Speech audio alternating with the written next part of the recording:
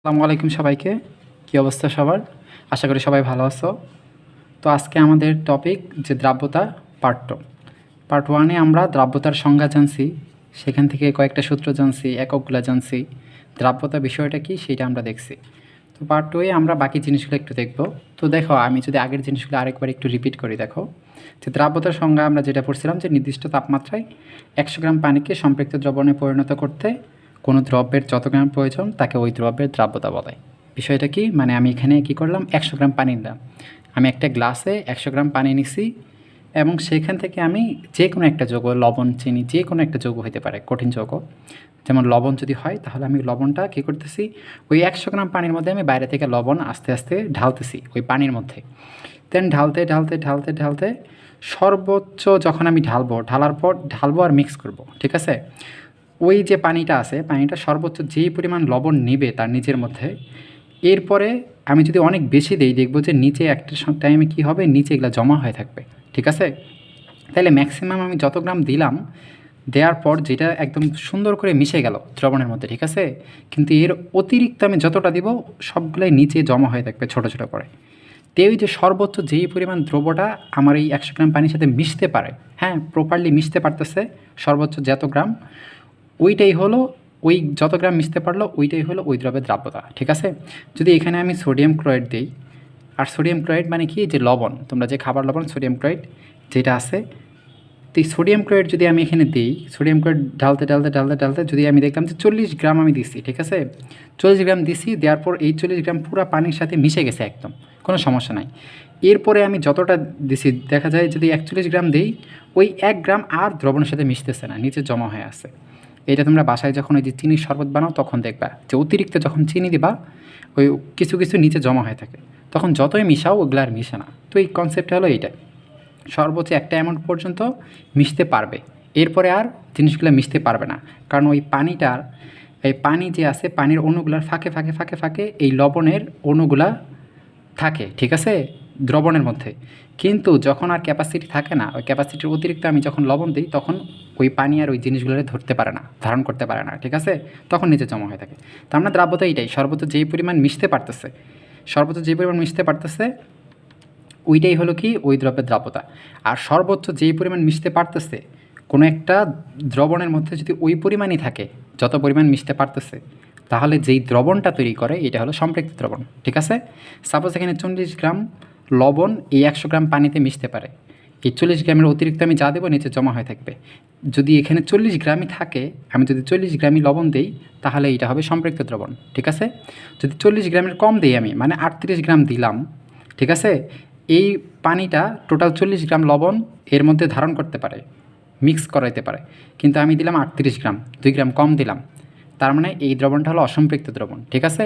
পুরাপুরি সম্পৃক্ত হয় নাই, পুরাপুরি ফুল ক্যাপাসিটি পর্যন্ত সে লবণ নেয় নেই, হ্যাঁ, সে আছে অসম্পৃক্ত অবস্থায়। আর যদি আমি 40 গ্রাম সর্বোচ্চ নিতে পারে তার অধিক দিই, তাহলে সেটা হবে অতিপৃক্ত দ্রবণ। তাহলে সম্পৃক্ত, অসম্পৃক্ত আর অতিপৃক্ত তিনটা দ্রবণ আমরা দেখছি।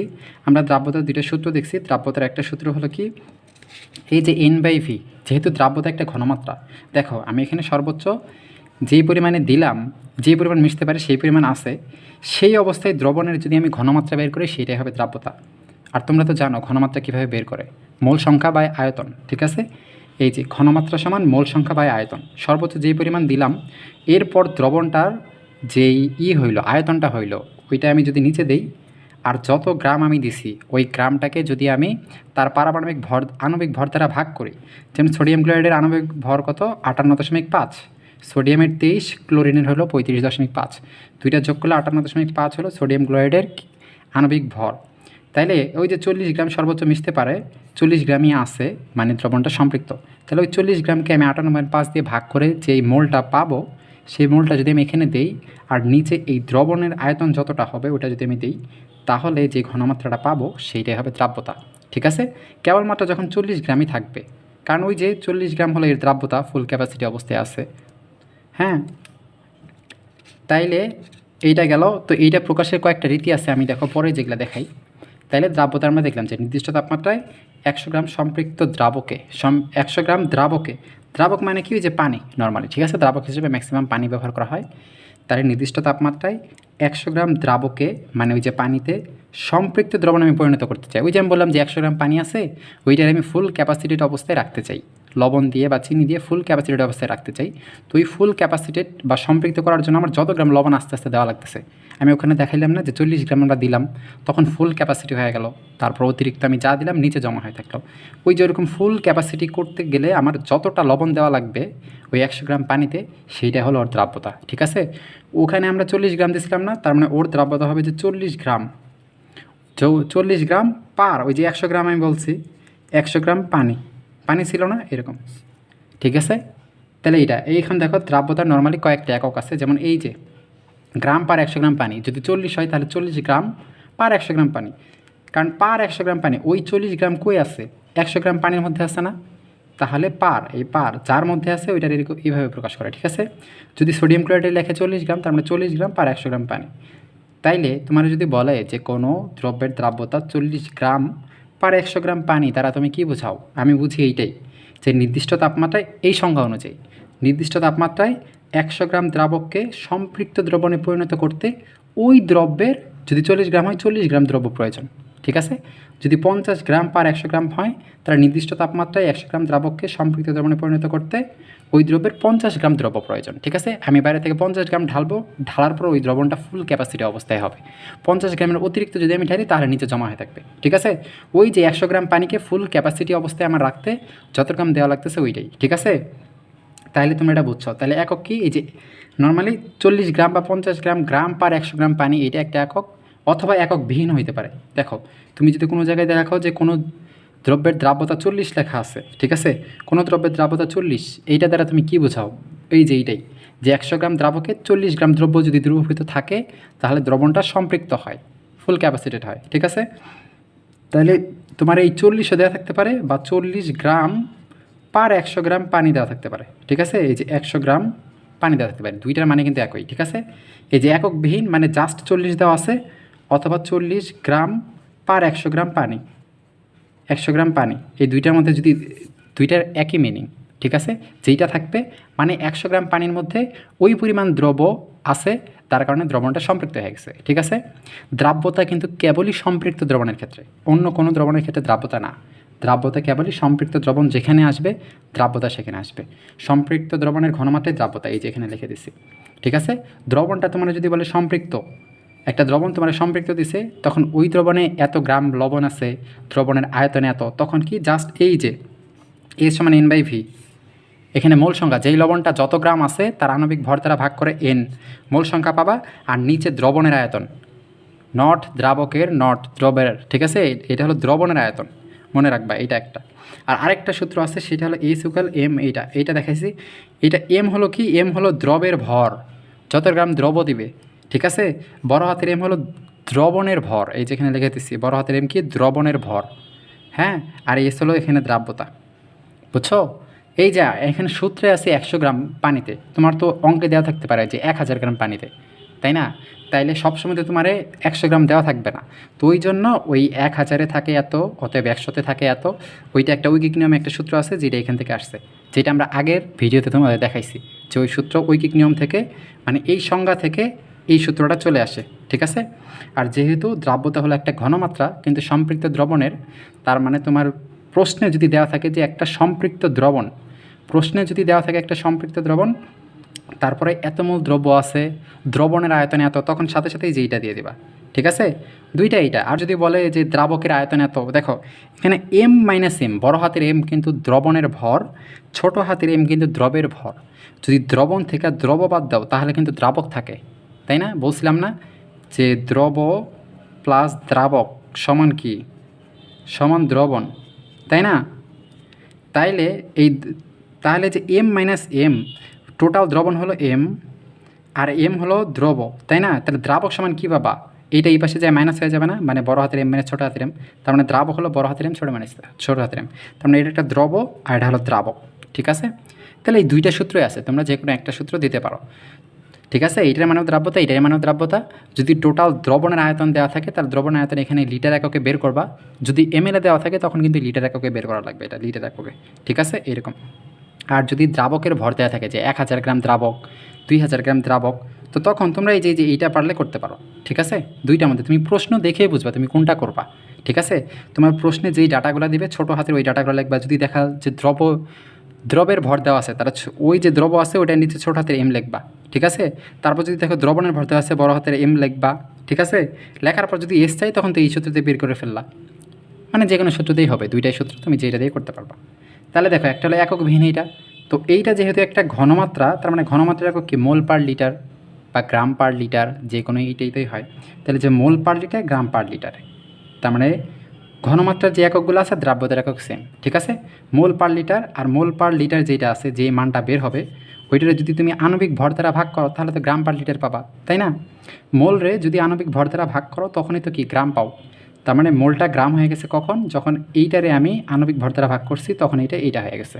তার মানে এই দুইটা সেম। আরেকটা থাকতে পারে ব্যতিক্রম যেটা একক বিহীন, যেটা এই সংজ্ঞা থেকে আসছে, আর এই দুইটা আসছে এই নিচের সংজ্ঞা থেকে।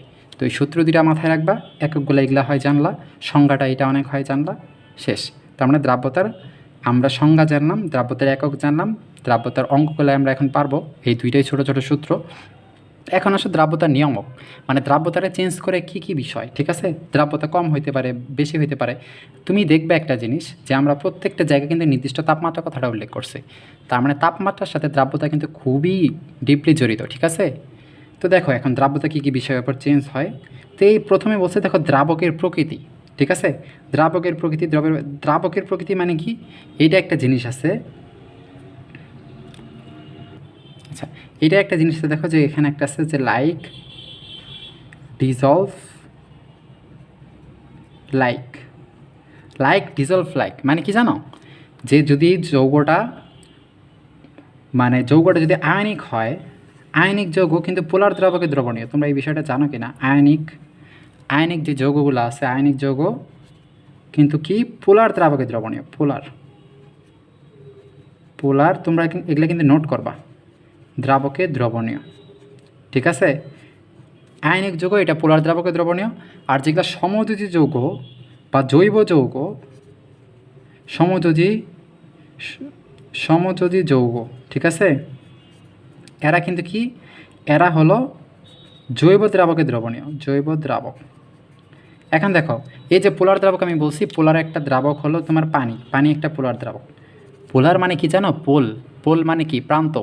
পোলার মানে বলতে যে প্লাস মাইনাস তৈরি হবে, ঠিক আছে। এই যে পানি একটা পোলার দ্রাবক, এই পানি একটা পোলার দ্রাবক, এটা কেমনে বুঝছো, এই যে দুইটার জাস্ট তড়িৎ ঋণাত্মকতা ডিফারেন্স করবা। তোমরা হয়তো তড়িৎ ঋণাত্মকতা এইটা 3 অধ্যায়ে পড়বা, ঠিক আছে। মনে রাখো যে অক্সিজেনের তড়িৎ ঋণাত্মকতার মান 3.5, এটা তোমরা 3 অধ্যায়ে পড়বা, যদি এখন না বোঝো জাস্ট মনে রাখো। আর হাইড্রোজেনের 2.1, তাহলে 3.5, এই অক্সিজেনের 3.5 আর হাইড্রোজেনের 2.1, তাহলে এই দুইটা তুমি যদি বিয়োগ করো দেখো 1.4 হয়, ঠিক আছে। তাহলে কোনো যৌগের যদি দেখবা যে 1.4 থেকে যদি বেশি হয় এই বিয়োগফলটা, 1.4 থেকে 0.5 থেকে তোমার 1.8 এই টাইপের, ঠিক আছে। এর মাঝামাঝি যদি মানটা হয় তাহলে ওই যৌগটা হলো পোলার, ঠিক আছে। মানটা যদি 0 হয় তাহলে অপোলার বা সমযোজী, একদম মান 0 যেটা। তাইলে যেহেতু এই মানটা আমি দুইটার বিয়োগ করে, হাইড্রোজেন আর অক্সিজেন দুইটার মান বিয়োগ করে 1.4 পাইছি, মানে 0.5 থেকে বেশি এবং 1.8 কম, তাই না, এদের মাঝামাঝি, তার মানে এটা হলো পোলার। তো পানি একটা পোলার দ্রাবক, এটা একদম মনে রাখো, পানি একটা পোলার দ্রাবক। তো সকল আয়নিক যৌগগুলো এই পোলার দ্রাবকে দ্রবীভূত হয়। কারণ কি জানো, এই আয়নিক যৌগগুলোর মধ্যেও প্লাস মাইনাস আছে, তাই না। যেমন সোডিয়াম ক্লোরাইড, সে পানিতে দ্রবীভূত হয়ে সোডিয়াম প্লাস আর ক্লোরাইড মাইনাস, প্লাস মাইনাস তৈরি করে, তাই না। তো সে যদি একটা আয়ন তৈরি করতে পারে, আর পোলার দ্রাবক মানে কি, ওই যে পোল মানে ধনাত্মক পোল ঋণাত্মক পোল, মানে প্লাস মাইনাস তৈরি করতে পারে, ঠিক আছে। তো পানি যেহেতু একটা পোলার দ্রাবক আর সোডিয়াম ক্লোরাইড একটা আয়নিক যৌগ, তাই এদের মধ্যে দ্রবীভূত হবে, ঠিক আছে। লাইক ডিজলভ লাইক বলতে যে যেরকম সে ওই রকম কারোর মধ্যে দ্রবীভূত হবে, যেই দ্রব্যটা যেরকম সে ওই রকম দ্রাবকে দ্রবীভূত হবে। যেহেতু সোডিয়াম ক্লোরাইড একটা আয়নিক যৌগ মানে প্লাস মাইনাস তৈরি করতে পারে, আর পানি একটা পোলার যৌগ যেটাও প্লাস মাইনাস তৈরি করতে পারে, ফলে পানির প্লাস এইটার মাইনাস আর এইটার মাইনাস পানির প্লাস, এই দুইটা আকর্ষিত হয়, ফলে ওরা পানিতে দ্রবীভূত হয়, ঠিক আছে। তার মানে বুঝছো যে সমযোজী যৌগ যেগুলো সেগুলো কিন্তু প্লাস মাইনাস তৈরি হয় না। তো সমযোজী যৌগ এই জন্য সমযোজী যে দ্রাবকগুলো আছে মানে জৈব দ্রাবক এগুলারে বলে, ঠিক আছে। যেমন পানি তো প্লাস মাইনাস তৈরি হয়, পানির পোল তৈরি হয়, কিন্তু জৈব দ্রাবক যেমন অ্যালকোহল মনে রাখবা, জৈব দ্রাবকগুলো কী আছে, অ্যালকোহল, ইথার, ঠিক আছে, অ্যালকোহল, ইথার, তারপর অ্যাসিটোন, এগুলো জৈব যৌগ যখন পড়বা, জৈব রসায়ন তখন পড়বা। তো এই তিনটা হলো কি, এই তিনটা হলো তোমার জৈব দ্রাবক। তো এগুলার মধ্যে নর্মালি যারা সমযোজী যৌগগুলো আছে তারা এখানে দ্রবীভূত হয়। ঠিক আছে, সমযোজী যৌগগুলা এখানে দ্রবীভূত হবে। আর আয়নিক যে যৌগগুলো আছে, সোডিয়াম ক্লোরাইড, পটাশিয়াম ক্লোরাইড, যাদের প্লাস মাইনাস তৈরি হয়, হ্যাঁ, তারা হবে পানিতে দ্রবীভূত হবে। তো এই যৌগগুলো এগুলো তোমরা 3 অধ্যায়ে ভালো করে পড়বা। এখান থেকে তোমরা শুধু মনে রেখো যে আয়নিক যৌগ পোলার দ্রাবক যেমন পানিতে দ্রবীভূত হয়, আর সমযোজী যৌগ যারা আছে তারা জৈব দ্রাবক যেমন অ্যালকোহল, ইথার, অ্যাসিটন এগুলাতে দ্রবীভূত হয়। ঠিক আছে, সমযোজী যৌগ মানে অনেক আছে, এক্সাম্পল আছে, তোমরা একটু দেখবা, বই একটু দেখবা। তাহলে দ্রাবকের প্রকৃতি গেল। এবার আসো দ্রাবকের প্রকৃতি। তাহলে দ্রাবকের প্রকৃতি দেখলা যে জৈব দ্রাবকে যারা দ্রবীভূত হয়, এই যে জৈব দ্রাবকে জৈব দ্রাবক যেগুলো আছে এগুলাতে কিন্তু সমযোজী যৌগ দ্রবীভূত হয়। আয়নিক যৌগগুলো কিন্তু এখানে দ্রবীভূত হবে না। ঠিক আছে, যে যেমন শেষ তেমনই, তেমনি সমযোজী যৌগগুলো কিন্তু আবার পোলার দ্রাবকে দ্রবীভূত হয় না। ঠিক আছে, তো এইটাই এরকম। তো দেখলা এই জন্য যে দ্রাবক আলাদা যখন হইতেছে তার মানে তাদের দ্রাব্যতা আলাদা হইতেছে, দ্রবীভূত আলাদাভাবে হইতেছে। তেমনি দ্রবের প্রকৃতি দেখবা যে যে কোনো, যেমন এই যে পটাশিয়াম আয়োডাইড যেটা, এই পটাশিয়াম আয়োডাইড এর দ্রাব্যতা কিন্তু এই যে 1500 গ্রাম পার লিটার। ঠিক আছে, যে গ্রাম পার লিটার, কিন্তু পটাশিয়াম নাইট্রেট যেটা আছে এটার দ্রাব্যতা 450 গ্রাম পার লিটার। ঠিক আছে, তার মানে প্রত্যেকটা যে দ্রব্যগুলো আছে তাদের দ্রাব্যতা কিন্তু আলাদা আলাদা। ঠিক আছে, সোডিয়াম ক্লোরাইডের দ্রাব্যতা 363 গ্রাম পার লিটার। তোমাদের কিন্তু এগুলো মুখস্থ করার দরকার নেই। ঠিক আছে, তোমরা শুধু এইটা মনে রাখো যে প্রত্যেকটা দ্রব্যের আলাদা আলাদা দ্রাব্যতা। ঠিক আছে, তারা আলাদা আলাদা পরিমাণ দ্রবীভূত হয়ে দ্রবণকে ফুল ক্যাপাসিটেট করে, দ্রবণকে সম্পৃক্ত করে। তার মানে দ্রাবক আলাদা হইলে দ্রাব্যতা আলাদা হইতেছে, দ্রব যদি আলাদা হয় তাহলে তাদের দ্রাব্যতা আলাদা হইতেছে। ঠিক আছে, এরপর আসে তাপমাত্রার প্রভাব, চাপের প্রভাব। তো তাপমাত্রার প্রভাব, চাপের প্রভাব, এটা একটু আছে, এটা আমরা একটু দেখতেছি একটু পরে। তাহলে তার আগে এই পাশে আসো। তাহলে এই সূত্র দুটো তোমরা দেখলা, আমি সূত্র দুটো এখানে মানেগুলো পাশে লিখে দিছি। ঠিক আছে, আমরা পরের ক্লাসে প্রত্যেকটা দ্রাব্যতা থেকে যত টাইপের ম্যাথ আসে, সৃজনশীল আসে, সবগুলো আমরা পরের ভিডিওতে দেখবো। ঠিক আছে, পরের ভিডিওতে শুধু আমরা এমসিকিউ আর ম্যাথ সব প্র্যাকটিস করব। তাহলে দেখো এখানে তিনটা এখন তোমার অনুধাবনমূলক। ঘ নাম্বারে আসে অনুধাবনমূলক প্রশ্ন যে সোডিয়াম সালফেট ইন্টু 10 অনু পানি এর দ্রাব্যতা তাপমাত্রার সাথে কীভাবে সম্পর্কিত হয়। আচ্ছা, এটা আমি পরে আসতেছি। এটা দেখো যে 25 ডিগ্রি সেন্টিগ্রেড তাপমাত্রায় সোডিয়াম ক্লোরাইডের দ্রাব্যতা 4.55 মোল পার লিটার বলতে কী বোঝাও? ওই যে বললাম এটা বলতে বোঝায়। আর আরেকটা দিচ্ছি যে 25 ডিগ্রি সেন্টিগ্রেড তাপমাত্রায় সোডিয়াম ক্লোরাইডের দ্রাব্যতা 36.5 গ্রাম বলতে কী বোঝাও? তাহলে চলো, তার মানে এই তিনটা প্রশ্ন থাকলো, আর এখানে তাপমাত্রার প্রভাব আর চাপের প্রভাব থাকলো। তাহলে এইটা আমরা দেখতেছি, এই যে এখন দেখো এটা আমরা এখানে দেখতেছি। ঠিক আছে, দেখো এখানে তো আমি তো এখানে যেতেছি, দেখো যে আমি 2 নাম্বারটা আগে যেতেছি, যেখানে লেখা ছিল যে 25 ডিগ্রি সেন্টিগ্রেড তাপমাত্রায় সোডিয়াম ক্লোরাইডের দ্রাব্যতা এত বলতে কী বোঝাও। এটা তোমাদের অনুধাবনমূলক বা 2 মার্কের প্রশ্নে আসবে। তো তুমি ওইটাই লিখবা। সংজ্ঞা তো জানো যে 25 ডিগ্রি সেন্টিগ্রেড তাপমাত্রায় প্রতি লিটার দ্রবণে, ঠিক আছে, এই যে যত মোল থাকবে, তার মানে যেহেতু দেখো এটা মোল পার লিটার, ঠিক আছে, মোল পার লিটার মানে 1 লিটার দ্রবণে এত মোল থাকলে দ্রবণটা সম্পৃক্ত হয়। ঠিক আছে, আগে আমরা যেটা দেখছিলাম যে তোমার এই যে 40 গ্রাম পার 100 গ্রাম পানি, 100 গ্রাম পানি, ওইটা মানে কি 100 গ্রামে 40 গ্রাম থাকলে দ্রবণ সম্পৃক্ত হয়, তাই না? 100 গ্রামের মধ্যে 40 গ্রাম যদি থাকে দ্রব, তাহলে সম্পৃক্ত হয়। তেমনি এখানেও মোল পার লিটার মানে 1 লিটার মধ্যে যদি এত মোল থাকে তাহলে দ্রবণটা সম্পৃক্ত হয়। তাহলে 25 ডিগ্রি সেন্টিগ্রেড তাপমাত্রায় দ্রাব্যতা এত বলতে বোঝায় কি, যে 25 ডিগ্রি সেন্টিগ্রেড তাপমাত্রায় সোডিয়ামের ক্লোরাইডের দ্রাব্যতা বলতে বোঝায় যে 1 লিটার দ্রবণকে সম্পৃক্ত করতে 4.558 মোল সোডিয়াম ক্লোরাইড প্রয়োজন, তাই না? দেখো এখানে আমরা কিন্তু বলছি যে 100 গ্রাম দ্রাবককে সম্পৃক্ত করে 40 গ্রাম, 100 গ্রাম দ্রাবক, কারণ 100 গ্রাম পানি দেওয়া ছিল, তাই না? সূত্রের মধ্যেই আছে যে 40 গ্রাম পার 100 গ্রাম পানি। ঠিক আছে, পানি যেহেতু একটা দ্রাবক, তার মানে এই অঙ্কে আসে যে 100 গ্রাম দ্রাবককে সম্পৃক্ত করতে 40 গ্রাম ওই লবণ বা ওইটা প্রয়োজন, যেই যৌগ থাকবে এটি। কিন্তু এখানে দেখো যে মোল পার লিটার আছে, ঠিক আছে, তো মোল পার লিটার এটা একটা আয়তন, ঘনমাত্রা এককে মোল পার লিটার, ওই যে নিচের লিটারটা থাকে ওটা কিন্তু দ্রবণের আয়তন। ঠিক আছে, তোমাদের আমরা বলছিলাম না যে দ্রবণের আয়তন, কারণ এই সূত্রে দেখো এটা কিন্তু পুরোটা দ্রাবক, ঠিক আছে, তার মানে এটা উপরে কিন্তু দ্রবের ভর, তাহলে দ্রবের ভর ভাগ দ্রাবকের ভর, কিন্তু এখানে দেখো যে মোল পার দ্রবণের আয়তন, ভি হলো দ্রবণের আয়তন, ঠিক আছে, দ্রবণের আয়তন, তো এটা কিন্তু দ্রাবকের ভর নিচে, কিন্তু এখানে কিন্তু দ্রবণের আয়তন। তার মানে এখানে মোল পার লিটার যেটা, এই লিটারটা কিন্তু কি দ্রবণের আয়তন। তার মানে 4.558 মোল যদি 1 লিটার দ্রবণে থাকে তাহলে দ্রবণটা সম্পৃক্ত হয়। ঠিক আছে, তার মানে এই যে বলতে প্রতি লিটার দ্রবণে 4.558 মোল NaCl দ্রবীভূত থেকে দ্রবণটা সম্পৃক্ত হয় প্রতি লিটার। ঠিক আছে, প্রতি লিটারে এত মোল, প্রতি লিটারে এত মোল থাকে। ঠিক আছে, এরপর নিচে দেখা যাচ্ছে 25 ডিগ্রি সেন্টিগ্রেড তাপমাত্রায় সোডিয়াম হাইড্রোক্সাইডের দ্রাবতা 40 বলতে কী বোঝায়? তার মানে এই যে 40 মানে কি, এটার কোনো একক নেই, শুধু 40। আমি বলছিলাম 40 থাকা যা 40 গ্রাম পার 100 গ্রাম H2 থাকা তা। তাহলে এইটা কি ওই যে প্রথম সূত্রটা, তাই না, যে M - M/100 মানে কি দ্রব বাই দ্রাবক, তাই না, দ্রাবক ইন্টু 100, এইটা দ্রব বাই দ্রাবক। তার মানে এইটা 40 থাকা বা 40 গ্রাম পার 100 গ্রাম পানি থাকা মানে কি, যে 100 গ্রাম দ্রাবককে বা পানি মানে দ্রাবক, 100 গ্রাম দ্রাবককে 40 গ্রাম দ্রব যদি থাকে তাহলে সম্পৃক্ত হয়। ঠিক আছে, এটা হলো 1 লিটার দ্রবণে, এটা হলো দ্রবণ, এটা হলো দ্রাবক। ঠিক আছে, দুই আলাদা সূত্র। তো এটা হলো 1 লিটার দ্রবণে যদি এত মোল থাকে তাহলে সম্পৃক্ত হয়, আর এটা হলো 100 গ্রাম দ্রাবকে যদি 40 গ্রাম থাকে তাহলে এটা সম্পৃক্ত হয়। যেহেতু দুইটা সূত্র, ওই দুইটা সূত্র থেকে কি এরকম দুইটা অনুধাবন আসতে পারে। ঠিক আছে, তোমরা একটা জিনিস মনে রাখো, যে তাপমাত্রা, এই যে আমি আগের এখানে দেখালাম না যে তাপমাত্রার প্রভাব আর চাপের প্রভাব, কিন্তু আমি এখন বলবো তাপমাত্রা নর্মালি তাপমাত্রা যদি বাড়ে দ্রাব্যতা বাড়ে, এটা মনে রাখবা। ঠিক আছে, তাপমাত্রা আগের অঙ্কে কিন্তু আমরা বলছিলাম যে তাপমাত্রা যদি বাড়ে তাহলে দ্রাব্যতা বাড়ে, দ্রাব্যতা বাড়ে। তার মানে একটা দ্রবণ সম্পৃক্ত আছে, আগেই আমরা এগুলা বলছি, একটা দ্রবণ সম্পৃক্ত আছে মানে কি, যে দ্রবণের ভিতরে যে পানিটা আছে তারা যত পরিমাণ লবণ নিজের মধ্যে নিতে পারতো ঠিক সেই পরিমাণে লবণ নিয়ে রাখছে। ঠিক আছে, ফুল নিয়ে রাখছে, আর বেশি নিতে পারবে না, ফুল সম্পৃক্ত অবস্থায় আছে। তাহলে তুমি যদি তারে তাপমাত্রা বাড়াও, সেই দ্রবণটার তাপমাত্রা বাড়ানি মানে কি, দ্রাব্যতা বাড়া। দ্রাব্যতা বাড়া মানে কি, সেই দ্রবণটা আরও অধিক পরিমাণে লবণ নিজের মধ্যে নিতে পারবে, তাই না, দ্রাব্যতা বেড়ে গেছে।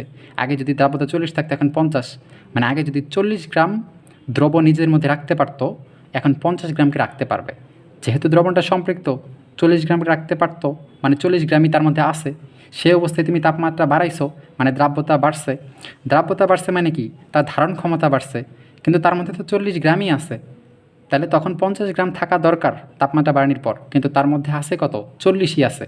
ফলে সে কিন্তু অসম্পৃক্ত হয়ে গেল, কারণ তার মধ্যে 50 থাকলে এখন সে তার মানে ওই সম্পৃক্ত হবে, কিন্তু এখন আছে 40ই। ফলে বাইরে থেকে আরও তোমার 10 গ্রাম দেওয়া লাগবে, তারপর সেটা সম্পৃক্ত হবে। ফলে ওই যে 40 যে ছিল, তুমি যে তাপমাত্রা বাড়ায়া 50 দ্রাব্যতা করে দিছো, কিন্তু তুমি তার বাইরে থেকে বাড়াও নাই, তার মানে কি হইলো, যে সম্পৃক্ত দ্রবণটা অসম্পৃক্ত হয়ে গেল। ঠিক আছে, এই জন্য সম্পৃক্ত দ্রবণের তুমি যদি তাপমাত্রা বাড়াও তাহলে সেটা অসম্পৃক্ত হয়। আর যে অসম্পৃক্ত দ্রবণ তুমি যদি তার তাপমাত্রা আস্তে আস্তে কমাও, তার ক্যাপাসিটি কমে যায়, ফলে সে সম্পৃক্ত হইতে পারে। বুঝছো?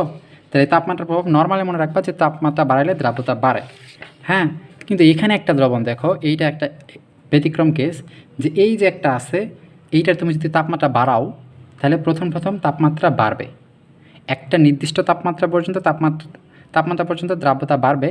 দেন ওই তাপমাত্রার যদি উপরে যাও তাপমাত্রা, তখন দ্রাব্যতা আস্তে আস্তে কমবে। তার মানে প্রথমে বাড়ে তারপর কমে। মানে এটা কেমন হয়, যে প্রথমে এই যে বাড়তেছে এরকম করে,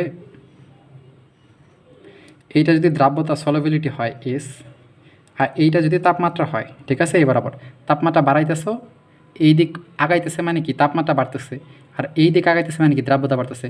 তাপমাত্রা এখানে তাপমাত্রা তখন দ্রাব্যতা এই পর্যন্ত, যখন তাপমাত্রা এইখানে তখন দ্রাব্যতা এই পর্যন্ত, তাপমাত্রা যখন এখানে তখন এই পর্যন্ত, তারপর আস্তে আস্তে গিয়ে আস্তে আস্তে কমবে। ফলে তাপমাত্রা যখন বাড়তেছে, ফলে কি এই যে আস্তে আস্তে আবার কমতেছে, তাই না, প্রথমে বাড়তেছে তারপর আস্তে আস্তে কমতেছে। তাহলে এইটা কেন হয় দেখো, এই যে কারণ হলো এখানে বলছে এটা কিন্তু গ্লোবাল সল্ট। ঠিক আছে, এটা হলো গ্লোবাল সল্ট বা খাবার লবণ। ঠিক আছে, গ্লোবাল সল্ট বা খাবার লবণ, এর দ্রাব্যতার সাথে তাপমাত্রার সম্পর্ক লেখাও। দেখো, গ্লোবাল সল্টের ক্ষেত্রে তাপমাত্রা বৃদ্ধির সাথে সাথে দ্রাব্যতা বাড়ে এবং 32.4 ডিগ্রি সেন্টিগ্রেড তাপমাত্রায় দ্রাব্যতা সর্বোচ্চ হয়। তার মানে তুমি তাপমাত্রা বাড়াচ্ছে 1 ডিগ্রি বাড়াইলা, 2 ডিগ্রি, 3 ডিগ্রি, 4 ডিগ্রি, এরকম করে 32.4 ডিগ্রি পর্যন্ত যখন তুমি গেলা, তখন এর দ্রাব্যতা সর্বোচ্চ হয়। ঠিক আছে, এই অনেক পরিমাণ একটা দ্রবণে থাকতে পারে। হ্যাঁ, এরপরে তুমি যখন বাড়াবা 32.4 থেকে যখন বাড়াবা, তারপর দ্রাব্যতা আস্তে আস্তে কমবে। ঠিক আছে, দ্রাব্যতা কমে আসবে। তো এটা কেন হয়, কারণ এই তাপমাত্রা 32.4 ডিগ্রি সেন্টিগ্রেড তাপমাত্রায় এর সাথে যে পানি আছে, এই পানি অণুগুলো আর থাকে না। ঠিক আছে, সোডিয়াম সালফেট ইন্টু 10 অণু পানি এটা বলে। কিন্তু তাপমাত্রা যখন 32 ডিগ্রি তুমি এর করবা তখন এই 10 অণু পানিটা থাকবে না এর সাথে, ঠিক আছে? পানিটা নিরোধিত হয়, পানিটা সরে যায়, ঠিক আছে? তো তখন এই সোডিয়াম সালফেট 10 অণু পানিটা কী হয়ে যায়, শুধু সোডিয়াম সালফেট হয়ে যায়। তো শুধু সোডিয়াম সালফেট যখন হয় তারপর তুমি যখন তাপমাত্রা বাড়াবা তখন তার দ্রাব্যতা নর্মালি কমবে, ঠিক আছে? কারণ কি ওই পানিটার নাই, ঠিক আছে? তো এই জন্য এইটা হলো এর ব্যাখ্যা যে 32.4 ডিগ্রি সেন্টিগ্রেড তাপমাত্রায় এর সাথে যে পানি আছে ওই পানিটা আর থাকে না, ফলে এর দ্রাব্যতার বাড়ে না। কারণ পানির মধ্যেই তো লবণ দ্রবীভূত থাকবে, যখন পানি থাকবে না ওই তাপমাত্রায় তখন সে আর বেশি দ্রবীভূত হতে পারবে না, ঠিক আছে? তার দ্রাব্যতা কমবে। তো এটা একটা ব্যতিক্রম গেল। এবার আসলে চাপের প্রভাব আর তাপমাত্রার প্রভাব। আমরা তো দ্রাবকের প্রভাব আর দ্রবের প্রভাব দেখলাম। দ্রব্য আলাদা আলাদা হইলে দ্রাব্যতা আলাদা হয়, দ্রাবক আলাদা আলাদা হইলে দ্রাব্যতা আলাদা হয়। এবার চাপের প্রভাব দেখো, তাপমাত্রার প্রভাব দেখো। তো তাপমাত্রার প্রভাবটা খুবই গুরুত্বপূর্ণ। চাপের প্রভাবটা আমি আগে বলি। এই চাপের প্রভাবটা শুধুমাত্র কার ক্ষেত্রে প্রযোজ্য, যখন দ্রব হবে কি, দ্রব হবে গ্যাসীয়, দ্রব হবে গ্যাসীয় আর দ্রাবক হবে তরল। তোমাদের যদি এরকম এক্সাম্পল দিতে পারি, আমরা আগে যা বলছি যে লবণ পানি, সেই ক্ষেত্রে পানিটা তো তরল, তাই না? দ্রাবকটা তরল হয়, কিন্তু দ্রব চিনি বা লবণ সব তো কঠিন। তাহলে তুমি গ্যাসীয় দ্রব্য কোথায় পাবা? এটা একটা এক্সাম্পল যদি তোমার বলি তাহলে তুমি দেখবা যে 7 আপ, হ্যাঁ, বা মোজো, কোকাকোলা, এগুলা যেগুলো আছে, যে পানীয় এই জিনিসগুলো আছে, এরা হলো কি এদের ক্ষেত্রে এই দ্রব্যটা হয়। তুমি দেখবে এদের ক্ষেত্রে যে ভিতরে পানি থাকে ওই পানিটা কিন্তু দ্রাবক, তাই না? ওইটা তো তরলই, কিন্তু ওর মধ্যে কার্বন ডাইঅক্সাইড গ্যাস কিন্তু উচ্চ চাপে ঢোকানো হয়, ঠিক আছে? তুমি দেখবা যে তখন তুমি সিপি খুলবা, খোলার পর দেখবে যে কী ঝাঁঝালো আকারে অনেক বের হয়ে আসতেছে। ওইটা কী বের হয়ে আসে? ওইটা মেনলি কার্বন ডাইঅক্সাইড গ্যাস, ঠিক আছে? তো এটা কার্বন ডাইঅক্সাইড গ্যাস বের হয়ে আসে যখন তুমি খুলবা। তাইলে ওরা অত জোরে বের হয়ে আসে কেন? কারণ ওরা অনেক চাপের মধ্যে, দ্রবণের মধ্যে ছিল, ঠিক আছে? ওদের অনেক চাপ দিছে, চাপ দিয়ে দ্রবণের মধ্যে রাখা ছিল। তো যখনই তুমি সিপিটা খোলো চাপ কমে যায়, ফলে ওদের দ্রাব্যতাটা কমে যায়, ফলে ওরা দ্রবণ থেকে বের হয়ে আসে, বুঝছো? তার মানে ওই যে ওইখানে এই চাপের সূত্রটা ব্যবহার করা হয়। নর্মালি এই চাপটা যত বাড়বে তার দ্রাব্যতা তত বাড়বে, ঠিক আছে? এটা হলো দ্রাব্যতার সমানুপাতিক চাপ, মানে চাপ বাড়ার সাথে সাথে দ্রাব্যতা বাড়বে। তুমি চাপ যত বাড়াবা দ্রাব্যতা তত বাড়বে। তাই তুমি যত চাপ দিবা তোমার দ্রাব্যতা তত বাড়বে। তার মানে ওই যে 7 আপের যে আছে ওখানে অধিক চাপে কার্বন ডাইঅক্সাইড গ্যাস প্রবেশ করানো হয়। তুমি যখনই চাপ কমাই দাও, সিপিটা খুলে চাপ কমাই দাও, তখনই কার্বন ডাইঅক্সাইড গ্যাস বার হয়ে যায়, ঠিক আছে? তাহলে এটা মনে রাখো যে নির্দিষ্ট তাপমাত্রায় চাপ যত বাড়বে তার দ্রাব্যতা তত বাড়বে। আর এই চাপের প্রভাবটা অনলি যখন দ্রব্যটা গ্যাসই হবে, মানে ওই যে 7 আপ বা কোকাকোলা ওদের ক্ষেত্রে প্রযোজ্য। নর্মাল ক্ষেত্রে চাপের প্রভাব প্রযোজ্য না। তুমি পানিতে চিনি দিছো, সেখানে তুমি বাইরে থেকে চাপ দিতেছো, তাহলে কিন্তু দ্রাব্যতা বাড়বে না। পানিতে চিনি, কারণ কি দ্রব হলো চিনি, এই দ্রবটা হলো কঠিন, তো কঠিন হইলে তো হবে না। এই সূত্র কেবল কি গ্যাসীয় ক্ষেত্রে প্রযোজ্য, তো এটা মনে রাখো। তো এই যে চাপ সমানুপাতিক দ্রাব্যতা, এটা বিজ্ঞানী হেনরি বলছে, ঠিক আছে? হেনরি বলছে এস ইকুয়াল যে KHP, ঠিক আছে? এটা হলো KHP, এটা হলো হেনরির কনস্ট্যান্ট। এটা একটা সূত্র আছে, কিন্তু এটা তোমাদের কাজে লাগে না, এটা অঙ্কেও আসে না, ঠিক আছে? যেহেতু এই সমানুপাতিক চিহ্ন যদি উঠে যায় সমান চিহ্ন দাও, সমানুপাতিক চিহ্ন উঠে সমান চিহ্ন দিলে তোমার এর সাথে কিছু একটা গুণ দেওয়া লাগবে, একটা কনস্ট্যান্ট বা ধ্রুবক সংখ্যা গুণ দেওয়া লাগবে। তো KH একটা ধ্রুবক সংখ্যা, তো এইটা আমি এর সাথে গুণ দিছি, ঠিক আছে? সমানুপাতিক চিহ্ন যদি সমান চিহ্ন দাও তাহলে একটা ধ্রুবক সংখ্যা আসে, গুণ হয়। তাহলে এটা গেল চাপ প্রভাবটা গেল, যে দ্রব গ্যাসীয়, দ্রাবক তরল সেই ক্ষেত্রে আছে। এবার আসলে তাপমাত্রার প্রভাব। তাই আমি তোমায় নর্মালি বলছি যে তাপমাত্রা যদি বাড়ে, এই চিহ্ন মানে বাড়া, তাহলে কি হয়ে যায়? দ্রাব্যতাও বাড়ে। এটা হলো নর্মাল কেসের ক্ষেত্রে, ঠিক আছে? কিন্তু কিছু ব্যতিক্রম ঘটে, যেমন এইটা একটা দেখলা ব্যতিক্রম, ঠিক আছে? এই ক্ষেত্রে তাপমাত্রা বাড়ালে প্রথমে বাড়তেছে কিন্তু এরপর কমে যায়। তো এরকম তো আরও যৌগ আছে, এরপর আরও যৌগ যেমন ক্যালসিয়াম ক্লোরাইড ইন্টু 6 অণু পানি, মানে যাদের সাথে এই পানিটা থাকবে। তারপর কি কপার সালফেট ইন্টু 5 অণু পানি, মানে যাদের সাথে এই যে ক্যালাস অণু পানি থাকবে, এই পানি যাদের সাথে থাকবে তাদের ক্ষেত্রে এরকমই হবে। একটা নির্দিষ্ট তাপমাত্রা পর্যন্ত দ্রাব্যতা বাড়বে, তারপরে দ্রাব্যতা আস্তে আস্তে কমবে। যখন যেই তাপমাত্রায় পানিটা গায়েব হয়ে যাবে তার উপর যত তাপমাত্রা বাড়াবা দ্রাব্যতা কমে যাবে, ঠিক আছে? বুঝছো? এবার আসলে তাপমাত্রার প্রভাব। তো নর্মালি তাপমাত্রা বাড়াইলে দ্রাব্যতা বাড়ে, কিন্তু কিছু কিছু ব্যতিক্রম ঘটেছে, এইটা একটা ব্যতিক্রম দেখলা। তো তাপমাত্রা বাড়লে দ্রাব্যতা বাড়ে, এটা হলো তাপ হারি বিক্রিয়ার ক্ষেত্রে। তাপ হারি বিক্রিয়া যেগুলো আছে তাদের ক্ষেত্রে কি হয়? তাদের ক্ষেত্রে তাপমাত্রা তুমি যদি বাড়াও তার দ্রাব্যতা বাড়বে, ঠিক আছে? তাহলে তাপমাত্রা বাড়ালে দ্রাব্যতা বাড়বে। যেমন তাপ হারি বিক্রিয়া কোনগুলো জানো? যে বিক্রিয়ায় তাপ কি হয়? তাপের শোষণ ঘটে, শোষণ ঘটে, তাপের শোষণ ঘটে যেরকম, যেমন তুমি যদি পানি প্লাস গ্লুকোজ, তুমি পানিতে গ্লুকোজ মিশাও, দেখবে যে পানিটা ঠান্ডা হয়ে গেছে, ঠিক আছে? তোমার শরীর ঠান্ডা করে দেয় না যখন পানিতে গ্লুকোজ মিশাও? তো পানিতে গ্লুকোজ মিশালে তখন কিন্তু তাপের শোষণ ঘটে, তাপের শোষণ ঘটে, শোষণ ঘটে। তো এই ক্ষেত্রে তুমি যদি তাপমাত্রা বাড়াও তখন কি হবে? তখন দেখবা যে দ্রাব্যতা বাড়বে। তাহলে এখানে তার মানে এই বিক্রিয়াটা যত হইতেছে তাপের শোষণ ঘটতেছে, তাই না? পানিতে তুমি যত গ্লুকোজ মিশাইতেছো তত তাপমাত্রা ওখানে কিন্তু কমতেছে, তাই না? দ্রবণটা ঠান্ডা হইতেছে। তার মানে পানিতে যত তুমি গ্লুকোজ মিশাবা তত তাপের শোষণ ঘটবে। তাহলে এখানে তাপের কি হয়? তাপের হ্রাস ঘটে, তাই না? হ্রাস ঘটে, তাই তো? এখানে তাপমাত্রা হ্রাস ঘটে। তার মানে তুমি যদি এই বিক্রিয়াটার ক্ষেত্রে তাপমাত্রা বাড়াও, তাপমাত্রা যদি বাড়াও তাহলে কি হবে? তাপমাত্রা বাড়াইতে চাইলে তুমি জানো লাসাতিলা নিয়ত অনুযায়ী তাপমাত্রা তুমি যদি বাড়াও তাপমাত্রা কমাইতে যাবে, তাই না? সাম্য অবস্থায় আসতে যাবে। লাসাতিলা নীতি একটা আছে যেটাতে তুমি যদি চাপ বাড়াও তাহলে চাপ কমতে যাবে, তাপমাত্রা বাড়াও তাপমাত্রা কমতে যাবে। তাহলে এই যে তাপহারী বিক্রিয়াটা আছে যেখানে তাপের শোষণ ঘটতেছে, তুমি যদি এখানে তাপমাত্রা বাড়াও তাহলে তাপমাত্রা কমতে যাবে। তো তাপমাত্রা কমবে কেমনে? বিক্রিয়াটা যদি হয় তাহলে তো তাপমাত্রা কমতেছে, তাই না? তাপের শোষণ হতেছে মানে তাপমাত্রা কমতেছে। তার মানে তুমি যদি এই তাপহারী বিক্রিয়াতে তাপমাত্রা বাড়াও, ফলে সেই তাপমাত্রা কমাইতে চেষ্টা করবে। আর তাপমাত্রা কমাবে কেমনে? এই বিক্রিয়াটা যত হবে তত তাপমাত্রা কমবে, ঠিক আছে? বিক্রিয়াটা যত হবে তত তাপমাত্রা কমবে, কারণ এটা কি? তাপহারী বিক্রিয়া। তাপহারী বিক্রিয়া মানে কি? বিক্রিয়া যত হবে তাপ তত কমবে, তাই না? তাপের শোষণ ঘটবে মানে তাপ কমবে। তার মানে তাপহারী বিক্রিয়ায় তুমি যদি তাপমাত্রা বাড়াও বিক্রিয়া হবে, তাপ কমবে, ঠিক আছে? আর বিক্রিয়া হইতেছে মানে কি? এর দ্রাব্যতা বাড়তেছে, তাই না? এই দুইটা বিক্রিয়া হইতেছে, পানিতে গ্লুকোজ মিশতেছে, বেশি বেশি মিশতেছে, পানিতে তুমি আরও বেশি গ্লুকোজ মিশাইতে পারতেছো, ফলে কি? দ্রাব্যতা বাড়তেছে।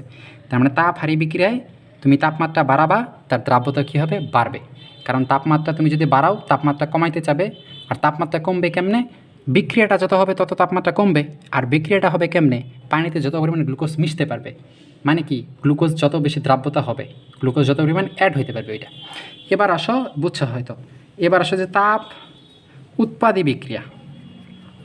তাপ উৎপাদী বিক্রিয়া, তাপ উৎপাদী যে বিক্রিয়াগুলো আছে, ঠিক আছে? তাপ উৎপাদী যে বিক্রিয়াগুলো আছে সেই ক্ষেত্রে যেই দ্রব্যটা আছে, যেমন calcium hydroxide, calcium oxide plus পানি যে চুন তৈরি করে, তাই না? ক্যালসিয়াম হাইড্রক্সাইড, এই যে চুন তৈরি করছে এটা কিন্তু একটা তাপ উৎপাদী বিক্রিয়া।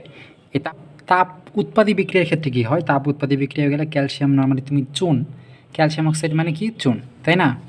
এই তুমি চুন যখন পানিতে যোগ করবা তখন ক্যালসিয়াম হাইড্রক্সাইড উৎপন্ন হবে, এইটারে বলে চুনের পানি। চুনের পানি তুমি এগুলো আগে পড়ছো, চুনের পানি বা ক্যালসিয়াম হাইড্রক্সাইড, এটা ঠিক আছে? চুনের পানি বা ক্যালসিয়াম হাইড্রক্সাইড, এইটা পানিতে যখন উৎপন্ন হবে তখন কিন্তু অনেক তাপ উৎপন্ন হবে, ঠিক আছে? তুমি নর্মালি পানিতে যদি চুন যোগ করো তুমি দেখবা যে পানিটা অনেক গরম হয়ে গেছে, উত্তপ্ত হয়ে গেছে, তার মানে সেখানে কি তাপ উৎপন্ন হইতেছে। তো তুমি এটা কীভাবে বুঝবে? নর্মালি যে ক্যালসিয়াম হাইড্রক্সাইড এইটা রাসায়নিক বিক্রিয়া লেখার ক্ষেত্রে প্লাস দিয়ে, যদি এই যে প্লাস দিয়ে তোমার কোনো তাপ লেখে, ঠিক আছে, যেমন 330 কিলো ক্যালোরি বা এরকম, ঠিক আছে? ক্যালসিয়াম হাইড্রক্সাইডের সাথে যদি প্লাস দিয়ে এখানে আমি চুন লিখি, আমি এখানে যদি ক্লিয়ার করে লিখি ক্যালসিয়াম অক্সাইড প্লাস কি? পানি, ঠিক আছে? এইটার সাথে ক্যালসিয়াম হাইড্রক্সাইড উৎপন্ন হয়েছে প্লাস মনে করো 300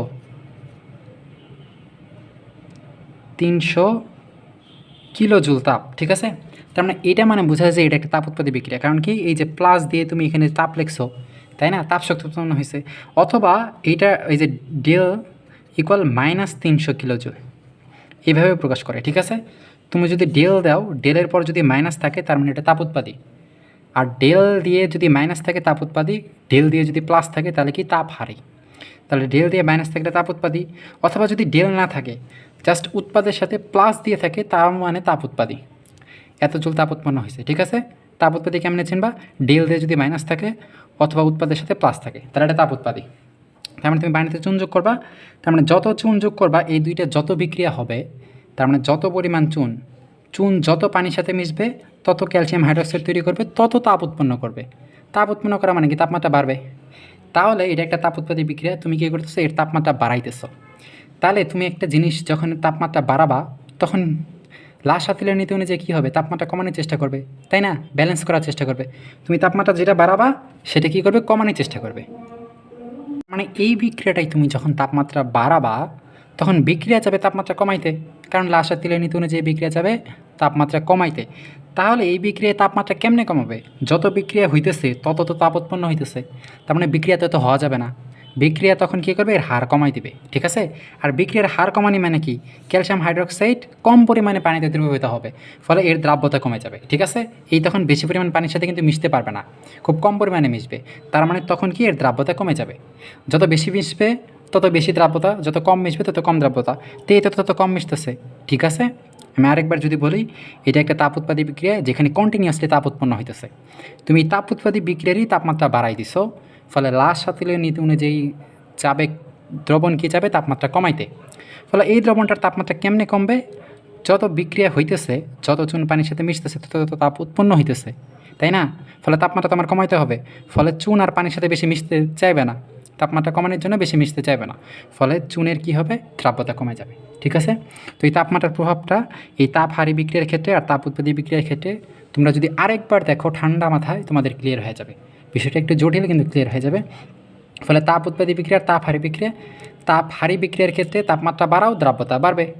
তাপ উৎপাদী বিক্রিয়ার ক্ষেত্রে তাপ উৎপন্ন অলরেডি হইতেছেই, ফলে তাপমাত্রা বাড়াইলে তাপ কমাইতে হবে, ফলে বিক্রিয়া কম হওয়া লাগবে, ঠিক আছে? তাপ হারি বিক্রিয়ার ক্ষেত্রে তাপমাত্রা বাড়াইলে দ্রাব্যতা কমে, আর তাপ হারি বিক্রিয়ার ক্ষেত্রে তাপমাত্রা বাড়াইলে দ্রাব্যতা বাড়ে, ঠিক আছে?